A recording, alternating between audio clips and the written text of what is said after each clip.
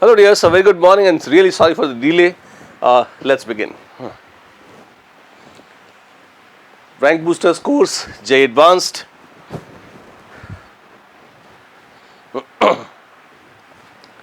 चलिए शुरुआत करते हैं.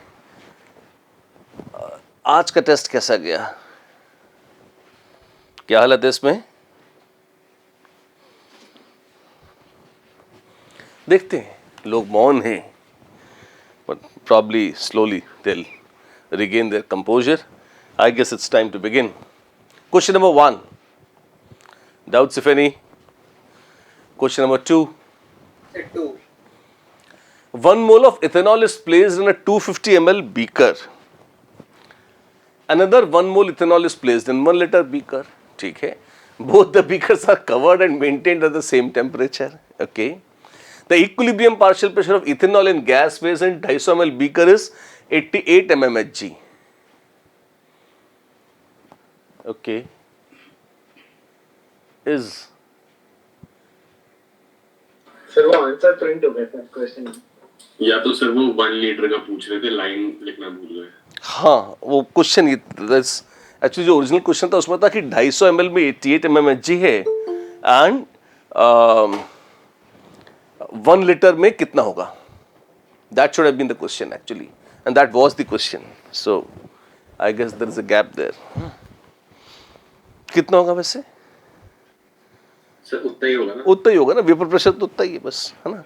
There is a correction there. Note करो. Question number 2. Question number 3. Yes sir. At 35 degrees Celsius, vapor pressure of CS2 is so much and acetone is so much. A solution of CS2 and acetone in which the mole fraction of CS2 is, पहली बात तो carbon disulphide और acetone अगर आप ध्यान दें तो they typically tend to show positive deviation from Raoult's law. ठीक है ना. और बोला है मोल फ्रैक्शन ऑफ CS2 0.25 है और उसका वेपर प्रेशर है 600 mmHg which the following statements is true. ठीक.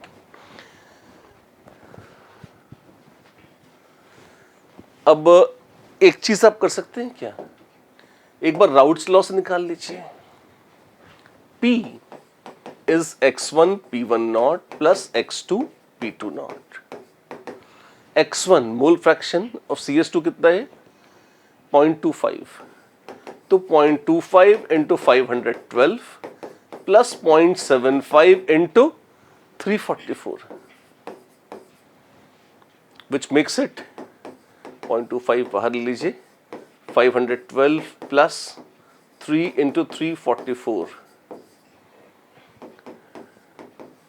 कैलकुलेट कर लीजिए कितना जाएगा. 344 12 13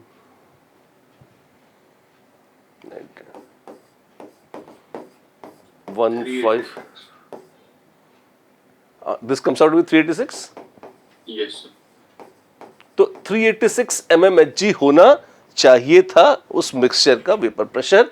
और ऑब्जर्व किया गया कितना? ऑब्जर्व किया गया 600 mmHg. तो बहुत ज्यादा है. एक्सपेक्टेड से काफी ज्यादा है. अगर एक्सपेक्टेड से ज्यादा है वेपर प्रेशर तो इसका मतलब है it shows positive deviation from Raoult's law. अच्छा, अब पॉजिटिव डिविएशन दिखा रहा है तो फिर इसका मतलब अगर आप डेल्टा वी मिक्सिंग देखेंगे तो delta we mixing is positive, delta H mixing is positive. तो अगर 100 ml एसीटोन में अगर आप 100 ml CS2 मिलाएंगे तो वॉल्यूम एग्जैक्टली 200 ml नहीं होगा. 200 ml से थोड़ा सा ज्यादा होगा, बढ़ जाएगा. तो ऑप्शन 1 बहुत अच्छी ऑप्शन नहीं है. Option 2, when acetone and CS2 are mixed, heat must be absorbed. हाँ, delta H mixing is positive. तो 2 तो ऑप्शन ठीक. heat must be absorbed to produce a solution at 35 degrees Celsius. ठीक है, मतलब वो तो absorb हो ही जाएगी सराउंडिंग से, कुछ हीट ले लेगा, which is okay. When acetone and CS2 are mixed at 35 degrees, he's नहीं, this is wrong. And Raoult's law is obeyed by both, in which the mole fraction, no, this is also wrong. 2 is the answer. हाँ, answer is 2. Answer is 2. Question number 3, the answer is 2. कुछ और है? No, no, sir. Question number 4, 5, Sir, 5. 5. में doubt. Two non volatile dyes, dyer नहीं dyes है वो, पर इससे कोई फर्क नहीं पड़ता, B and Y have blue and green colors respectively, okay, with molar masses अक्कड़ and बक्कड़, ठीक है, एक है 243 और यहां मोलर मास है 386 ग्राम्स पर मोल. Masses, equal masses are dissolved in benzene in two different vessels in equal volumes of solvent. The vessels are left open and that entire system is enclosed in a glass chamber. After a few days, the liquid in vessel Y. तो वैसे equal missing था, but इसके मतलब that makes common sense also, ठीक है, वो हो जाएगा वहां पर. हाँ, अगर बराबर मासेस आपने डिसॉल्व करे हैं तो इसमें लेस मोल्स हैं और इसमें मोर मोल्स हैं. अगर जिसमें सोल्यूट के मोल्स ज्यादा हैं उसमें लोअरिंग ऑफ वेपर प्रेशर ज्यादा होगा, तो P is lesser and P is more. देख रहे हैं आप, इसमें सोल्यूट के मोल्स ज्यादा हैं, सोल्यूट के मोल्स ज्यादा हैं तो लोअरिंग ऑफ वेपर प्रेशर ज्यादा होगा. इसका मतलब वेपर प्रेशर कम हो जाएगा B का और अपेक्षाकृत Y का वेपर प्रेशर ज्यादा होगा. ठीक है, फिर वेसल्स को छोड़ दिया गया. तो क्लास का इलस्ट्रेशन भी इस तरीके का, जिसका वेपर प्रेशर ज्यादा है उससे वेपर्स निकलेंगी. जब वेपर्स निकलेंगी उस तरफ आएंगी जहां वेपर प्रेशर कम है और वहां पर कंडेंस हो जाएंगी. ध्यान रखना, सोल्यूट्स नॉन वोलेटाइल हैं. अगर सोल्यूट्स नॉन वोलेटाइल हैं तो फिर इसका मतलब क्या हुआ, सोल्यूट्स तो उड़ेंगे नहीं, है ना, तो खाली सॉल्वेंट ही उड़ेगा और जाएगा. तो वो ब्लू और येलो कलर मिक्स होके ग्रीन कभी नहीं देंगे. क्यों? ब्लू ब्लू ही रहेगा और येलो येलो ही रहेगा, वो नॉन वोलेटाइल हैं. खाली सॉल्वेंट उड़ेगा जाएगा, कंडेंस होगा, उड़ेगा जाएगा, कंडेंस होगा. कब तक? तब तक जब तक दोनों सॉल्यूशंस का वेपर प्रेशर सेम न हो जाए. जैसे जैसे यहां से सॉल्वेंट उड़ेगा ये कॉन्सेंट्रेट होगा, इसका वेपर प्रेशर घटेगा. जैसे जैसे वेपर्स यहां कंडेंस होंगी ये डाइल्यूट होगा, इसका वेपर प्रेशर बढ़ेगा. एक का बढ़ेगा दूसरे का कम होगा, होते होते होते होते दोनों अंततः बराबर हो जाएंगे. जब बराबर हो जाएंगे तो ये आइसोथर्मल डिस्टिलेशन कहते हैं, इसे कभी कभी ये बंद हो जाएगा. राइट? तो Y में लिक्विड का लेवल कम होगा और B में लिक्विड का लेवल बढ़ जाएगा. तो liquid in vessel Y decreases in level. Answer increase दिया. Yes, sir. My God, this is very unfortunate. Huh?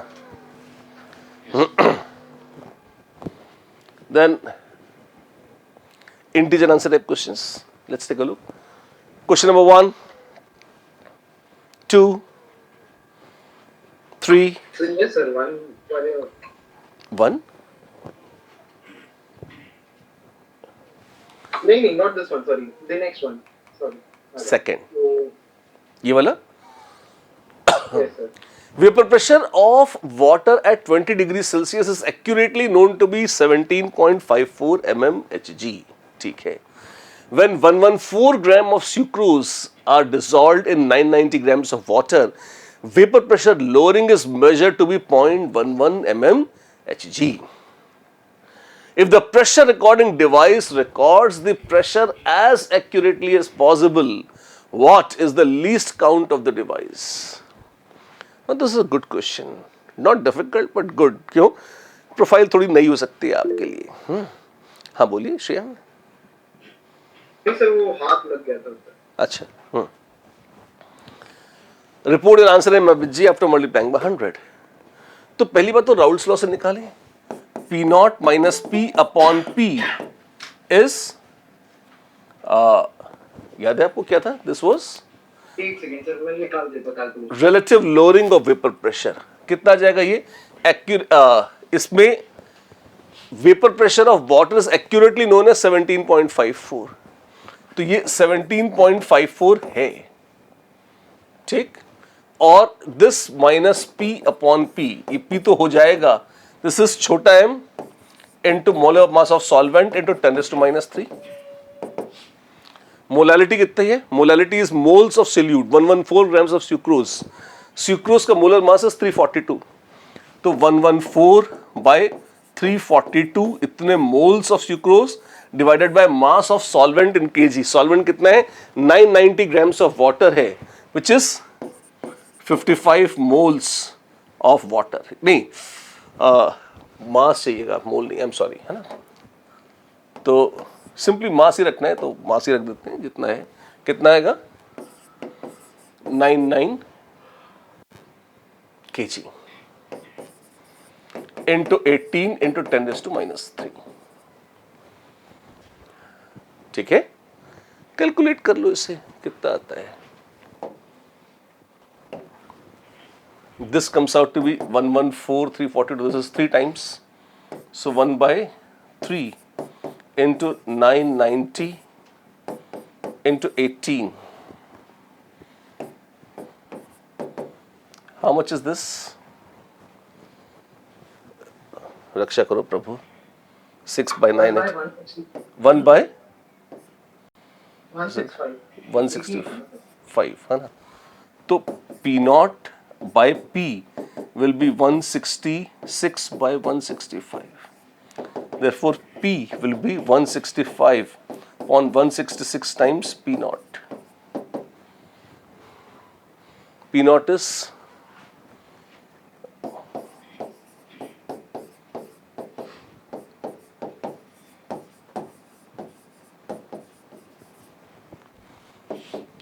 I think maths is not ugly here. उस शब्द को इज्जत से कड़ी आएगा। कितना आ जाएगा ये? सर इसको कैलकुलेट करने की जरूरत नहीं है, हमें वो लोअरिंग चाहिए था।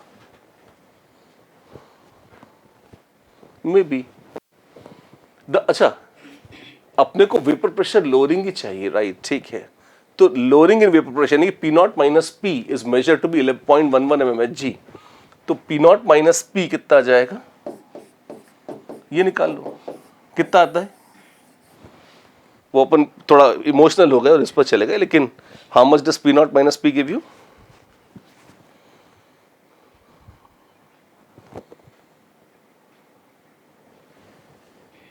कैलकुलेट तो किया होगा। रिलेटिव लोअरिंग नहीं, उन्होंने पूछा सिर्फ lowering in vapour pressure is made of so much, if I am not wrong. 0.105 5 नहीं, 104 समथिंग आता है शायद, समथिंग लाइक दिस। चेक कर लेना क्या है वो, 0.104 मान लो, इतना आता है लगभग। ठीक है ना। अब 0.104 mmHg आ रहा है, तो अगर नापने वाली डिवाइस बिल्कुल एक्यूरेटली इसको रिकॉर्ड करती है तो वो 0.104 mmHg आना चाहिए था, या 0.104 कितना था, 46 या जो भी था, व्हाटएवर, है ना। अब वो रिकॉर्ड कर रही है कितनी, 0.11। इसका मतलब 0.1046 जो है ये अप्रोक्सीमेट होके हो गया कितना, 0.11। Do you see that? अगर मान लो वो 4th डेसिमल तक नाप सकती तो 0.1046 नाप देती। अगर 3rd डेसिमल तक भी नाप सकती तो भी 0.105 mmHg कर देती।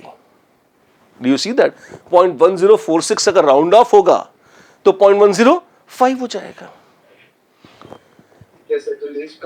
तो कम से कम भी अगर 3rd डेसिमल में कुछ भी नपता तो बीच की फिगर 005 तो नापते। अगर वो भी राउंड ऑफ करके यहां आ गया है 0.11, तो इसका मतलब 2nd डेसिमल से नीचे नहीं नाप रहा है। और अगर 2nd डेसिमल से नीचे नहीं नाप रहा है और 2nd डेसिमल में 1 तक तो है, तो इसका मतलब 0.01 mmHg must be the least count. इसलिए लीस्ट काउंट इज 0.01 mmHg। तो हमने वो लीस्ट काउंट वाला कॉन्सेप्ट की मिनिमम डिवाइस कितना नाप सकती है, बस इसको जोड़ दिया था इससे। और अगर ये लॉजिक अच्छा लग रहा है तो बहुत अच्छी बात है, कुछ बुरा लग रहा हो तो एक बार फिर बोल देते हैं। नहीं सर, पता नहीं टोटली तो गलत हो जाएगा sir. Probably must have been some mistake on my end. Right, how many of you got this correct? अच्छा क्वेश्चन था ये। यश और यशवंत, वाह। और अभी भी एनालिसिस नहीं हुआ फिजिक्स में, तो लीस्ट काउंट का आइडिया नहीं है। और प्रैक्टिकल में लाइक स्कूल प्रैक्टिकल में तो कॉपी कर लेते थे नोट्स पे प्रैक्टिकल। जैसा लीस्ट काउंट बहुत सिंपल आइडिया है ना। जैसे स्केल से आप वो फुट रूलर देखा होगा ना, जिससे आप लाइनें खींचते थे स्कूल में, है ना। Yes, sir. सबसे छोटा मेजरमेंट उससे आप कितना कर सकते हैं बताइए। 1 मिलीमीटर। हाँ, तो वो उसकी लीस्ट काउंट है। अच्छा, जो सबसे किसी भी यंत्र से जो सबसे छोटी नाप ली जा सकती है वो लीस्ट काउंट है। जैसे घड़ी आप देखते हैं, तो अगर समय बताने वाली वो एनालॉग घड़ी है जिसमें वो कांटा चलता रहता है ना, तो उसकी लीस्ट काउंट कितनी है? अगर उसमें हाँ, अगर सेकंड की सुई उसमें है तो वो 1 सेकंड है ना। लेकिन अगर खुदा ना खास्ता सेकंड की बजाय उसमें खाली आवर्स और मिनट की ही नीडल्स हैं, तो फिर उसकी लीस्ट काउंट कितनी हो जाएगी? 1 मिनट हो जाएगी, राइट, है ना। अगर yes, sir. अगर आप डॉक्टर्स के पास जाएं तो एक वजन नापने वाली मशीन रखते हैं जिसके ऊपर आप खड़े हो जाएं और आपका वेट लेते हैं वो। तो एक तो आजकल डिजिटल आ गई है जिसमें वो वेट बताते हैं, और क्या आपने वो मशीन्स देखी हैं जिसमें एक वो नीडल घूमती थी और उससे वजन आता था? Yes, sir. तो मुझे नहीं पता कि आपको कितना याद होगा जब आपके वजन वगैरह लिए जाते होंगे। छोटे बच्चों को अक्सर ले जाया जाता है डॉक्टर्स के यहाँ, उनके वजन नापते हैं, डॉक्टर्स उनको रिकॉर्ड करते हैं। बाय एनी वेग आइडिया आपको याद है उसकी लीस्ट काउंट क्या थी? सोच सकते हैं? No. वो आधा किलो की होती है। जैसे 1 kg, 1.5 kg, 2 kg, 2.5 kg, 3 kg, जो अब आजकल और बेहतरीन मशीन्स आ गई हो, ऑल्दो आई डाउटेड वही है सालों से, है ना। तो वो इतनी है, या फिर वो डिजिटल मशीन आ गई है जिसमें वो 82.23 kg ऐसा भी दिखा देता है। तो अगर 82.23 kg टाइप कोई दिखा रहा है तो इसका मतलब उसकी लीस्ट काउंट वो सेकंड डेसिमल तक तो गिन ही रहा है। तो मतलब यानी कि और एक्यूरेट मशीन हो गई उसका वजन इस तरीके से, है ना। तो वो मिनिमम मेजरमेंट जो आप किसी यंत्र से कर सकते हैं वो उसकी लीस्ट काउंट है। Okay, sir. Thank you. इतनी सी बात है खाली, है ना, क्योंकि उसमें कोई बहुत महान फिजिक्स केमिस्ट्री नहीं चाहिए, है ना। ये एक सिंपल कॉमन सेंस ऑब्जर्वेशन है बस, ठीक। आगे बढ़ जाए। Question number 3, 4, sir question number 3 चाहते हैं आप? Yes sir. अच्छा, एक तो एक बेसिक डेकोरम है कि सब वीडियो ऑन रखते हैं, तो ये गायब होने की कला अच्छी नहीं है। सानुराग, जैमिमा, दक्षित, आशीष रंजन, यशवंत, यश, कमल, नॉट एक्सेप्टेबल। सॉरी सर, पता नहीं तो।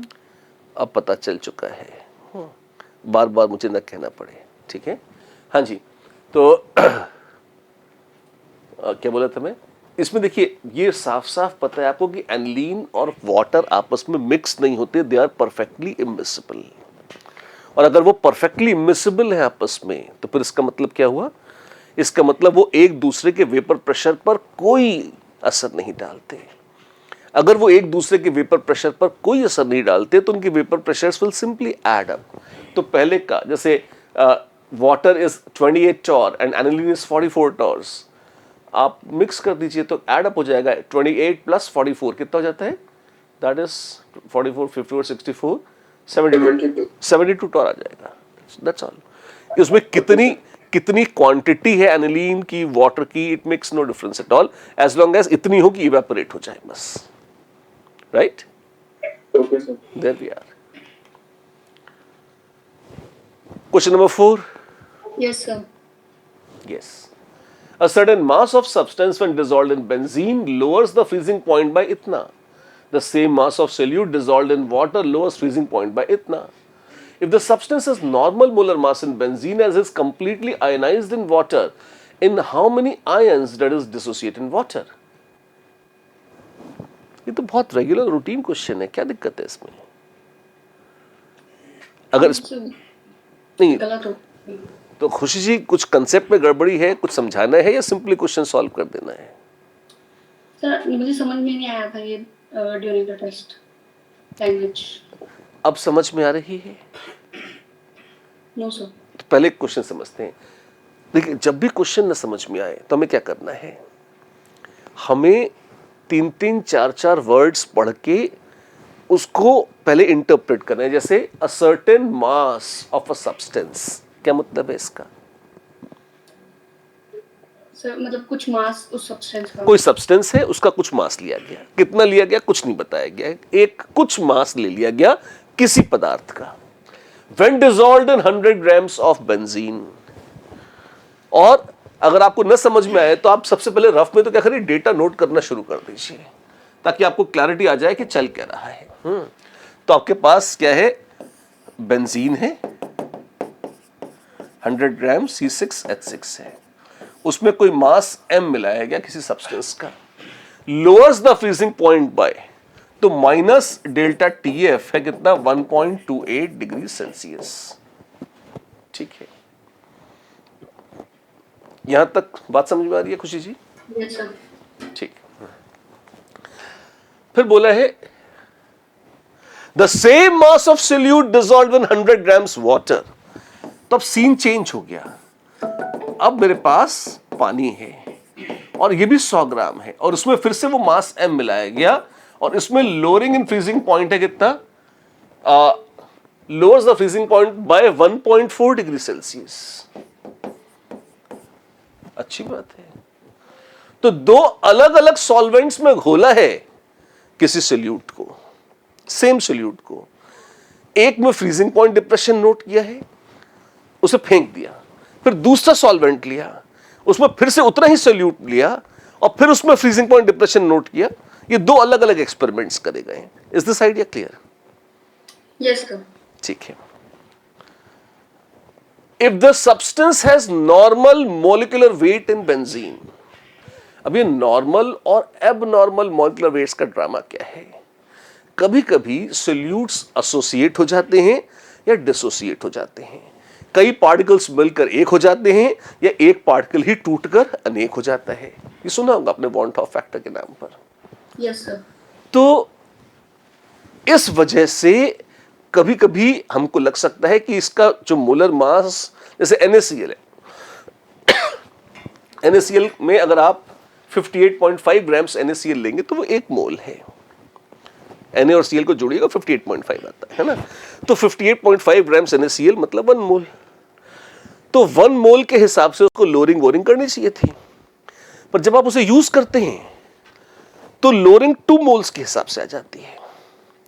तो अब या तो आपके पास एक ऑप्शन है, या तो आप ये मान लें कि NaCl डिसोसिएट हो गया, उसके एक के 2 पार्टिकल्स हो गए, इस वजह से 2 मोल्स के हिसाब से लोअरिंग आ रही है, जो कि वास्तव में होता है। ये तो तब है जब मुझे पता है कि NaCl का फॉर्मूला NaCl है, उसमें एक Na है, एक Cl है, Na23Cl 35.5 जोड़ के मैंने 58.5 निकाल लिया। कई बार जब साइंटिस्ट एक्सपेरिमेंट करते हैं और कोई अननोन सब्सटेंस होता है तो उनको पता ही नहीं होता कि उसका मोलर मास क्या है, उनको ये भी कई बार नहीं पता होता कि ये है क्या चीज। कोई उठा के कोई चीज दे दी किसी को, बता कर निकाल इसका मोलर मास कितना है अगर प्योर सब्सटेंस है तो। अब उन्होंने एक्सपेरिमेंट्स करे, जब एक्सपेरिमेंट्स कर, जैसे एक्सपेरिमेंट किया कि एक सर्टेन मास M लिया किसी पदार्थ का, उसे 100 ग्राम बेंजीन में घोला, depression in freezing point experimentally नापा। ठीक, अब मास तो क्या तराजू पे रख के तोल सकते हैं, नंबर ऑफ मोल्स तो गिने तो नहीं जा सकते ना, मोलर मास कैसे निकालेंगे? फिर ये सब टोटके होते हैं मोलर मास निकालने के।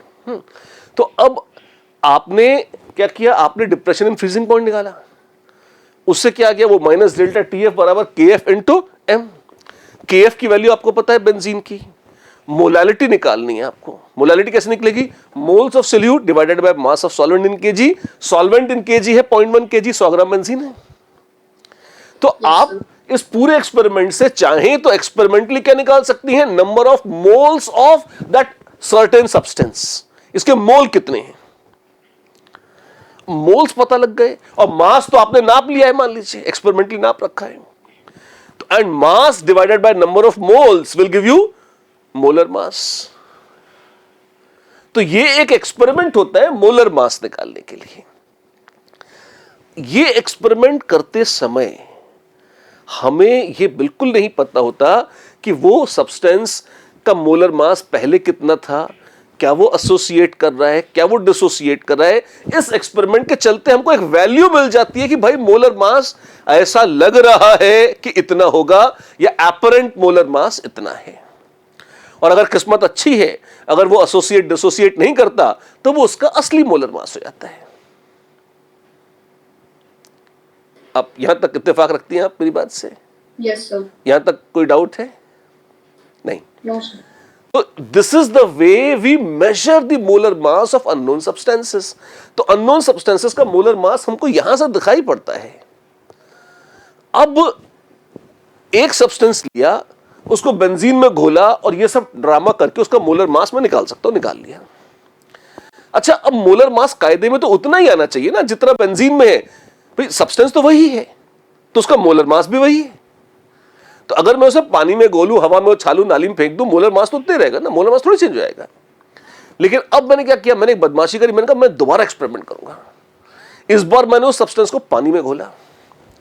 अब जब पानी में घोला तो वही ड्रामा फिर से, माइनस डेल्टा टीएफ मैंने नाप लिया, which is equal to KF into M. KF पता है पानी का, और molality M is moles of solute divided by mass of solvent in kg, solvent in kg 0.1 kg है, तो moles of solute निकाल सकता हूं यहां से। और अगर solute के moles आ गए यहां से, फिर से मुझे पता है कि मास है इतना डिवाइडेड बाय मोलर मास। अब मोलर मास होगा कितना, कायदे में तो उतना ही आना चाहिए ना जितना यहां से आया था। तो एक्सपेक्टेड वही है, लेकिन यह हो सकता है कि यहां मोलर मास अलग आ जाए। अगर अलग आ गया तो इसका मतलब है कि शायद पानी में घोलते समय, शायद क्या पक्का हो जाएगा कि पानी में घोलते समय वो सब्सटेंस या तो कहीं उसके मॉलिक्यूल्स आपस में जुड़ गए थे या टूट गए थे, एक के अनेक हो गए या अनेक के एक हो गए। इस वजह से मोलर मास की वैल्यू वो नहीं आई जो बेंजीन में आई थी। दोनों में अलग अलग सीन है। अब क्योंकि क्वेश्चन में दे रखा है कि substance has normal molar mass in benzene, लेकिन बेंजीन में कोई गड़बड़ नहीं हो रही है, क्वेश्चन में दिया हुआ है बेंजीन में ना एसोसिएशन हो रही है और ना डिसोसिएशन हो रही है, तो हमने बेंजीन को तो मान लिया कि वो पवित्र है। और यहां पर से जो आएगा वो कुछ नया ड्रामा आएगा, और कितना आएगा ये हम निकाल सकते हैं। जैसे NaCl 1 के 2 हो जाते हैं, तो हमको ये पता लग जाएगा कि वो 1 के 2 पार्टिकल्स में टूट गया है। That's it. Is the theory of the question clear to you? Concept क्या है, हम क्या बात कर रहे हैं? Yes sir. बहुत अच्छी बात है ना? तो चलिए, जय हो आपकी, और इसी के साथ इस कथा को हम आगे बढ़ाते हैं।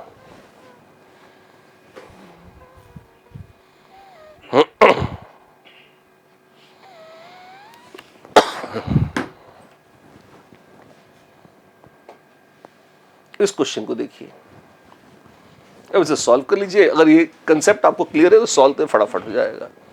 कैसे? Minus delta TF1 is KF in benzene into molality. Molality in benzene is moles of solute. Moles of solute is mass of solute divided by molar mass of solute. Moles of solute divided by mass of solvent in kg, which is 0.1 kg. ऐसी minus delta TF in water is KF of water into mass of solute divided by molar mass of solute upon 0.1 kg. अब इसमें वैसे तो कायदे में आप चाहते तो यहां I भी लगा सकते थे, और बेंजीन में I की वैल्यू कितनी है? 1. I in benzene and I in water. ठीक, सब्स्टिट्यूट कर देता हूं मैं। कितना है? 1.28 divided by 1.4 is equal to कितना हो जाएगा बाबू? KF water and benzene 5.12 and 1.86. 0.1 cut गया, MU कट गया, और ये भी यहां पर अगर हमने I लगा दिया है तो फिर तो ये चीज सेम ही हो जाएगी जब डिवाइड करेंगे तो, वहां डिवाइड करेंगे सब कट जाएगा. This is I of benzene by I of water. I of benzene is 1,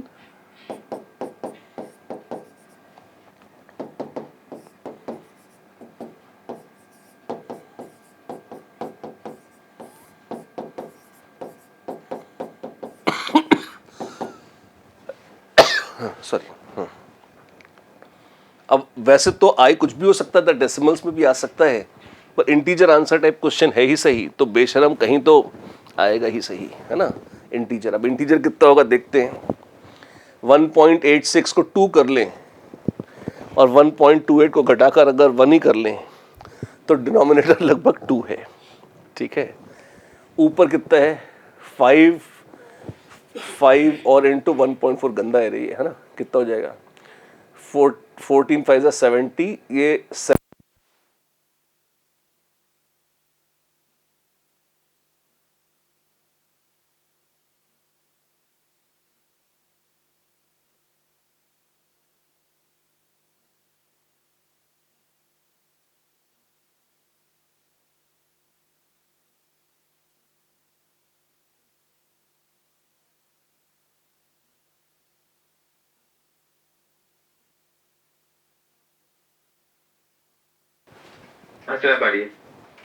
अच्छा ठीक है, चलो गनीमत है ना. तो जो भी कर कर के देखो, है ना. 2 पॉइंट समथिंग और 7, अगर 7/2 होता तो 3.5 होता. 2 पॉइंट समथिंग है 3.5 से थोड़ा सा कम, कितना? 3 हो जाएगा लगभग. तो it comes out to be close to 3. और जिनकी बहुत तमन्ना हो एक्यूरेटली कर लें, घूम फिर के उतना ही आएगा. कितना? 3. तो मुद्दे की बात है, आई क्या बताता है? एक पार्टिकल के कितने टुकड़े हो गए? तो 3 हुए. That's it. ये पूछा है. बढ़िया. आगे क्वेश्चन 5.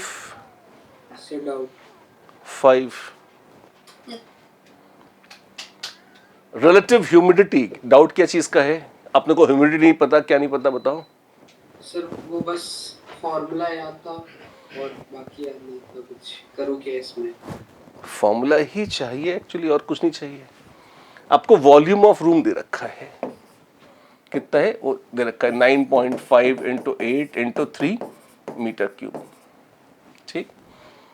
और assuming ideal gas behavior, what mass of water vapor is present in the room? Take vapor pressure as. ठीक है. तो partial pressure of water vapour कितना हो जाएगा? 29.8. ये तो है saturated vapour pressure P0 into, और बोला है कि वो कितने परसेंट? 82.1% सैचुरेटेड है. तो 82.1% सैचुरेटेड है. तो this is the partial pressure of water vapour in the room. इतने टॉर. ये फॉर्मूले से निकाल सकते हैं आप RH के. Yes sir. तो पार्शियल प्रेशर इतना है, वॉल्यूम इतना है, टेम्परेचर कितना है? 298. तो मोल्स ऑफ वाटर कितने होंगे? PV by RT. तो मास ऑफ वाटर कितना होगा? 18 times PV by RT. 18 is molar mass of water. तो 18, अब ऑफ कोर्स ये ग्राम्स में आएगा. पार्शियल प्रेशर कितना है? Partial pressure is 29.8 into 0.821 torr, यानी कि दिस डिवाइडेड बाय 760 एटमॉस्फेयर. 18 है ग्राम्स पर मोल. वॉल्यूम कितना है? वॉल्यूम दे रखा है 9.5 इंटू 8 इंटू 3 मीटर क्यूब. और 1 मीटर क्यूब कितने लीटर्स हुआ? 10 लीटर. क्या? 1 liter is 1 decimeter cube, which is 0.1 meter the whole cube, which is 10⁻³ meter cube. तो 1 मीटर क्यूब है 1000 लीटर. सॉरी. तो इतने मीटर क्यूब आ गया है। आप चाहें तो उसको यहीं पे ठीक कर लें, इंटू 10⁻, यहां लिख देता हूं 10⁻³ लीटर्स। आर की वैल्यू लिखिए, आर क्या है 0.0821 लीटर एटमॉस्फेयर पर मोल केल्विन, और टेम्परेचर है 298 केल्विन। केल्विन से केल्विन, मोल से मोल, एटमॉस्फेयर से एटमॉस्फेयर, लीटर से लीटर काट दीजिए। कैलकुलेशन देखने में कितना भी घिनौना हो, लेकिन हो जाएगा इज्जत से। फैक्टर्स अच्छे हैं, सेट है, कट आ जाएंगे। तो लाइक दिस गोज 10 टाइम्स। तो बहुत ही इज्जतदार था। 18 into 29.8 by 76, 9.5, 8, 3, 298 into 10⁻³ ग्राम्स, ऐसा आ जाएगा। 29.8 और 298, I mean it can't be just more less beautiful। ऐसे ऐसे काट दीजिए। तो देखिए, काटिए कूटिए, ये भी कटेगा, कहाँ जाएगा। ठीक है, कर को रख के आंसर आ जाएगा। वो कितना है 5 किलो आ रहा है शायद, 5 किलो पानी है हवा में, अच्छा खासा है। There we are.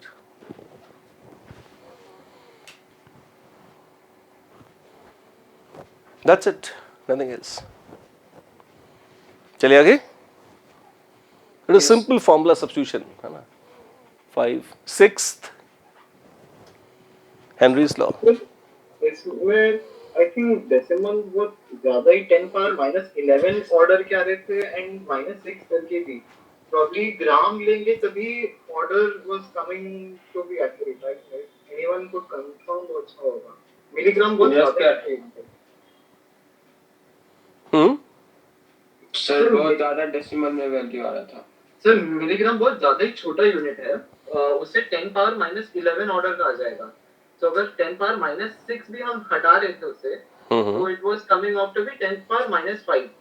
पर मिलीग्राम नहीं होता तो probably some possible value close to what written शायद हो सकता है।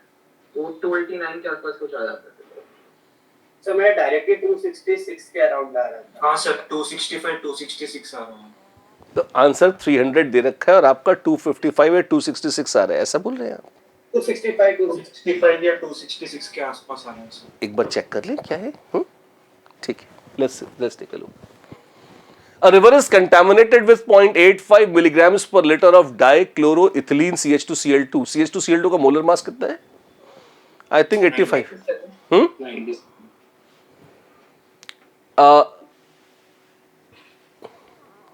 अच्छा, वो इथिलीन है, ठीक है, हाँ ठीक है, इसलिए राइट। तो that is how much 97, right? Yes sir. तो आप कह सकते हो concentration of C2H2Cl2 is 0.85 upon 97 millimole पर लीटर। किसमें? This is in river. What is the partial pressure of dichloroethylene in microatmosphere in the air breathed by people sitting along the river bank? Henry's law constant is so much.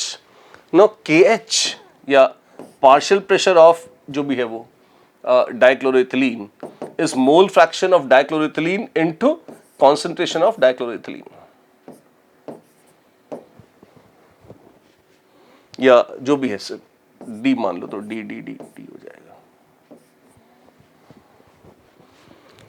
Partial pressure पूछा है कितना होगा, mole fraction कितना है, sorry mole fraction कह रहा हूं, this is Henrys law constant KH। Henrys law constant कितना हो गया? कई यूनिट्स के हिसाब से वो लेफ्ट साइड आना चाहिए ना, इस कांस्टेंट। हाँ, तो हेनरीज लॉ कांस्टेंट की यूनिट क्या है? Moles per litre atmosphere.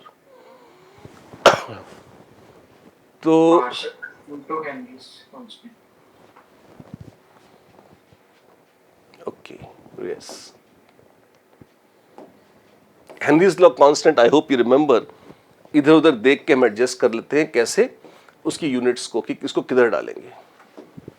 तो ये है मोल पर लीटर, और KH है मोल पर लीटर एटमॉस्फेयर।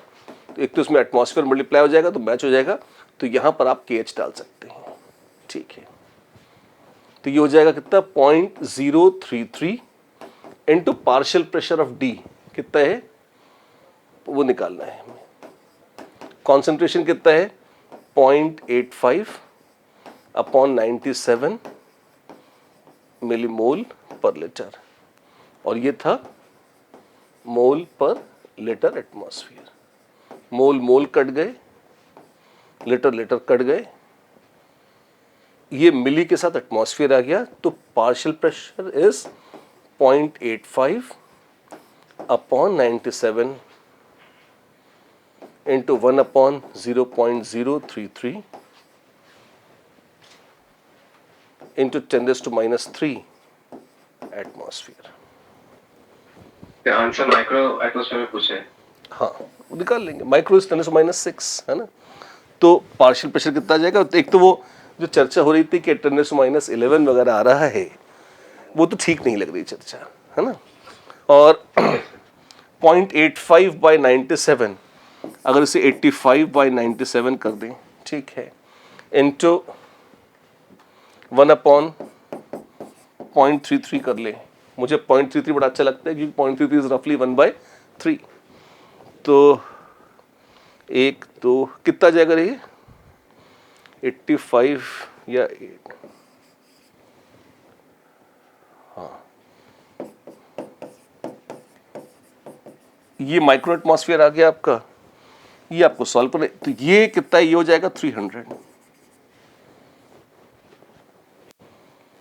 ठीक। और ये 85 by 97, the very lovely value कितनी आती है ये, ठीक है। वो तो आप ठीक करें, एक्चुअली मुझे ध्यान है जब मैंने वैल्यूज एडजस्ट करी थी तो मैं वो लिखने में तो C2H2Cl2 लिखा था, पर मोलर मास CH2Cl2 का निकाल गया था, है ना।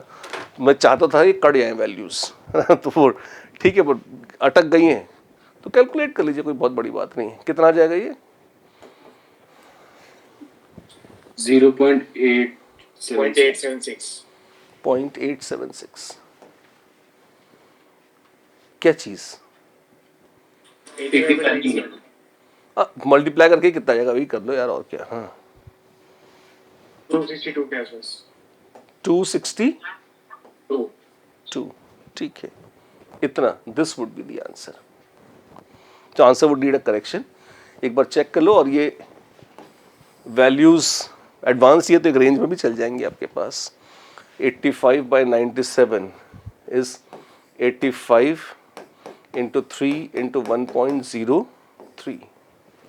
अच्छा 5 3 से 15, 8 255 इंटू 1.03, ठीक है। 255, 5 3 से 15, 5 3 से 15, 16, 6 7, 7.65। दिस इज 250 नहीं 262.65 आ रहा है, ठीक है। तो 260 से लेकर 265 तक की रेंज ठीक है आंसर के लिए।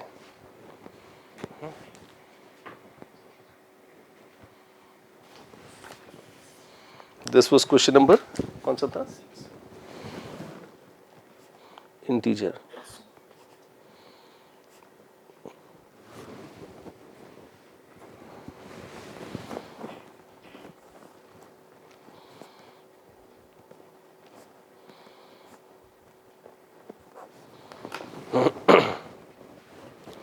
चले होंगे, और कोई डाउट, डिबेट, डिस्कशन नहीं। 7th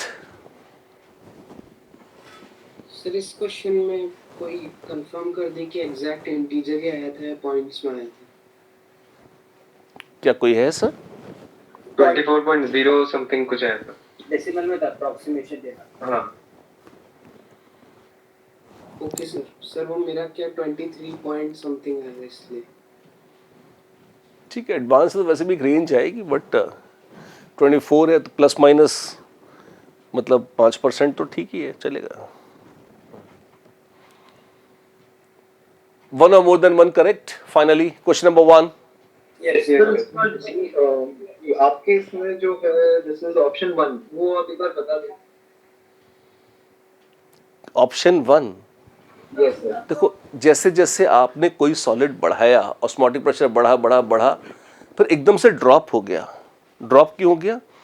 इसका मतलब है एकदम से मोलारिटी कम हो गई। इसका मतलब एकदम से या तो मतलब वो कई सारे जो मॉलिक्यूल्स थे वो जुड़कर एक हो गए, एसोसिएट हो गए, पॉलीमराइज हो गए, एसोसिएट हो गए, जो भी है। अब और फिर उसके बाद धीरे धीरे वो बढ़ते रहे बाद में, ठीक। अब ये एसोसिएशन दिखा रहा है। अब ये कब होता है? आपको अलग अलग सोल्यूट्स दे रखे हैं, है ना। अगर आपको ध्यान हो तो ये सोप्स और डिटर्जेंट्स के केस में होता है कि जब वो कोलॉइड्स बना लेते हैं, है ना, कि वो एक CMC होता है, क्रिटिकल माइसेलर कॉन्सेंट्रेशन। अगर उससे कम कंसंट्रेशन है तब तो वो नॉर्मल सोल्यूट की तरह बिहेव करते हैं। पर जैसे ही CMC आता है, वो सब जो अलग अलग बिखरे हुए थे वो कड़ाक से जुड़ के वो बॉल्स वॉल्स बना लेते हैं या अलग से शेप बना लेते हैं, और इसके चलते एकदम से कॉलिगेटिव प्रॉपर्टीज चेंज हो जाएंगी। यस, चेंज हो जाएंगी। इसलिए A से B का जो सडन ड्रॉप आपको दिख रहा है, दैट इज बिकॉज ये जो B पर जो मोलारिटी है that is CMC, critical micellar concentration, जिसको अगर आप क्रॉस करेंगे तो अब माइसेल्स बन गए हैं, जिसके चलते ऑस्मोटिक प्रेशर A से B पर एकदम से ड्रॉप हो गया है। A, क्या ऑप्शन 1 कोई साबुन है? नहीं। क्या ऑप्शन 2 है? हाँ, स्टीरेटाइंस हैं। ऑप्शन 3 तो पॉलीथीन है, पानी में घुलती नहीं है पॉलीथीन, है ना। नहीं तो पन्नियां होती है प्लास्टिक की, पानी में डाल के देखिए घुलती नहीं है ना। और तो नॉनसेंस है C। और D जो है वो लॉरल सल्फेट है। यस, लॉरल, हाँ बिल्कुल। जैसे वो पहला वाला मुझे लगा है, सो जैसा है माइसेल कुछ होगा। नहीं, वो 3 कार्बन है, हाँ, मतलब 10-12 से कार्बन से लंबी चेन तो हो माइसेल बनने के लिए, तो हाइड्रोफोबिक ही नहीं होगा इतना ज्यादा वो, ठीक है ना, इसलिए। ऑलराइट। सर, आपने पॉलीमराइजेशन के कुछ आइडियाज बताए थे लाइक इन सॉल्यूशन चैप्टर, वो एक बार रिपीट करेंगे आप? सॉल्यूशंस के चैप्टर में पॉलीमराइजेशन के आइडियाज बताए थे। यस, लाइक आपने कहा था एसोसिएशन हो सकता है, तो ऐसा कुछ एक पर्टिकुलर सर शायद कुछ क्वेश्चन था। सर डाइमराइजेशन रिलेटेड कुछ आपने कहा था, बेंजीन वगैरह कुछ। हाँ, वो तो था कि अगर कार्बोक्सिलिक एसिड है आपके पास, all carboxylic acids dimerise in benzene, वो एसोसिएट हो जाते हैं बेंजीन या नॉन पोलर सॉल्वेंट में, और कितना होते हैं वो डाइमराइज कर जाते हैं। इतनी ही बात थी खाली, ठीक है। Okay sir, got it, thank you. Question number 2।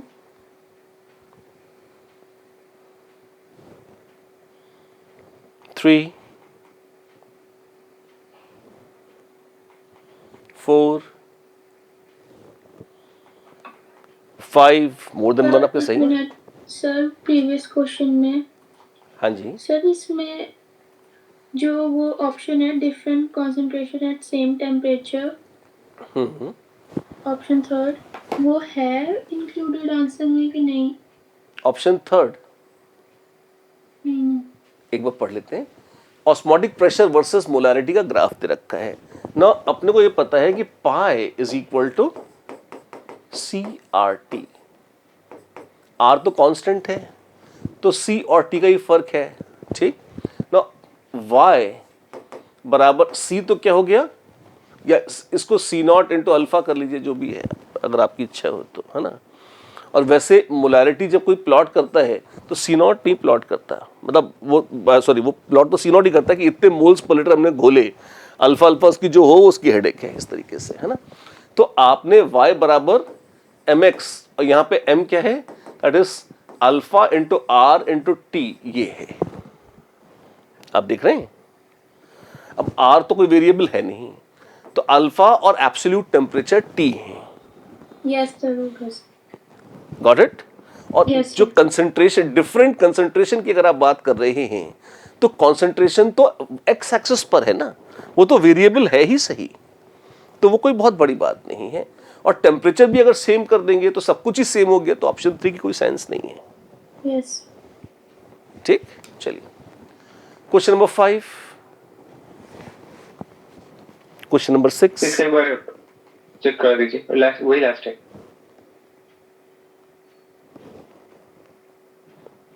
Yes yes, please solve it once.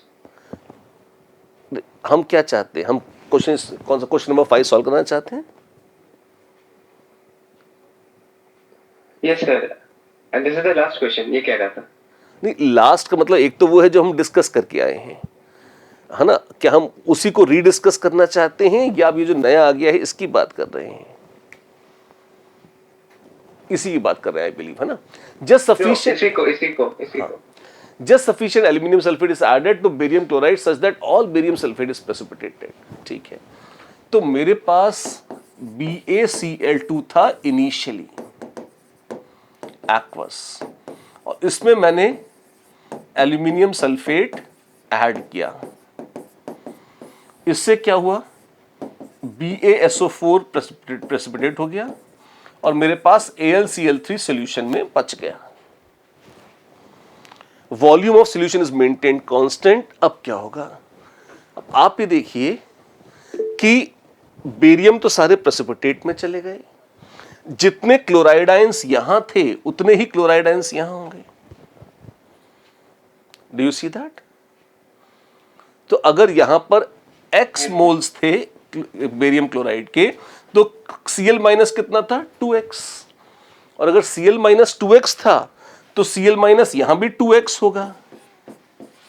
तो इसका मतलब AlCl3 के कितने मोल्स होंगे, वो होंगे 2x/3 मोल्स AlCl3 के, ताकि दोनों में क्लोराइड आयन सेम हो जाएं। मोल concept POAC, yes sir, got it. ठीक है। Yes sir. अब यहां पर 3x आयंस थे और यहां कितने हैं, यहां है 2x/3 into 1 + 3 4, which is 8/3x, which is less than 3x। पहले 3x थे, अब 3x से कम हो गए। यस और नो? Yes sir. तो सोल्यूट कम हो गया है। तो आप देखिए, एक तो था अपने पास प्योर वाटर,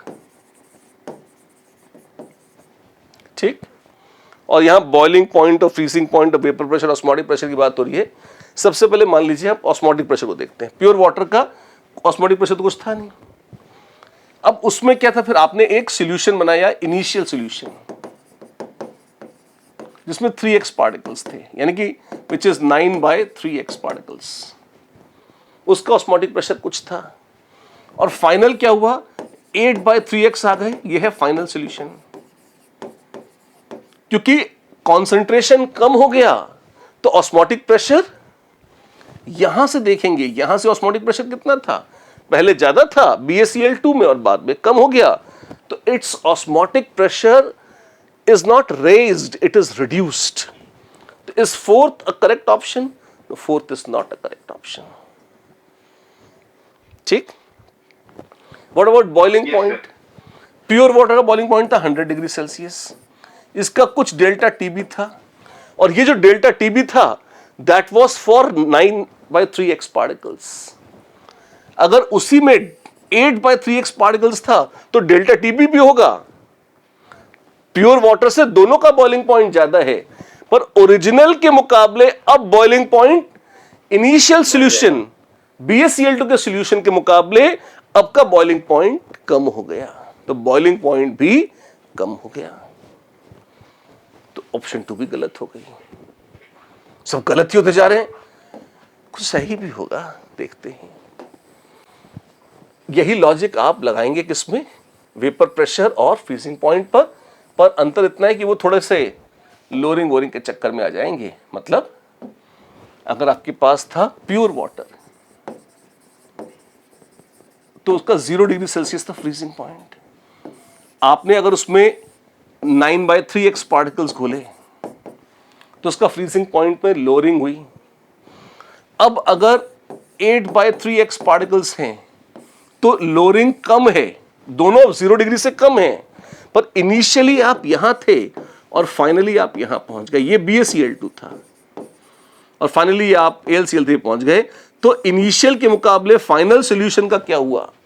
वाटर के मुकाबले नहीं, इनिशियल सॉल्यूशन के मुकाबले फाइनल सॉल्यूशन का फ्रीजिंग पॉइंट रेज हो गया, बढ़ गया। ये सही है।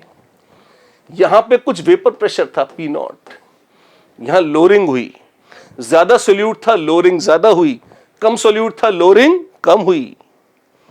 तो सोल्यूशन, इनिशियल सोल्यूशन के मुकाबले फाइनल सोल्यूशन का boiling point, sorry vapour pressure भी बढ़ गया। इसीलिए 1 और 3 सही है। ऐसे देखेंगे। Okay sir, thank you so much. Oh that's it. तो भाई लोग, ये थी कहानी किसकी? हमारे कॉलिगेटिव प्रॉपर्टीज ऑफ सॉल्यूशन की। आज थोड़ा विलंब वैसे ही हो चुका है। चलिए आप भी आनंद लूटिए। फिर इसके बाद अभी तो एक दिवाली ब्रेक है, उसके बाद फिर मिलते हैं, फिर बात करते हैं आगे, राइट। कल का टेस्ट देना मत भूलिएगा, क्योंकि असली बेनिफिट आपको दिखाई कब देता है? 3rd राउंड में। और वो जानबूझकर इसीलिए रखा भी है ताकि आपको दिख जाए कि हाँ क्या चल रहा है, कुछ सुधार हुआ कि नहीं हुआ, नहीं हुआ तो क्यों नहीं हुआ, और हुआ तो कितना हुआ। उससे कॉन्फिडेंस भी आपको अच्छा आएगा, राइट। चलो बाय, हैव फन।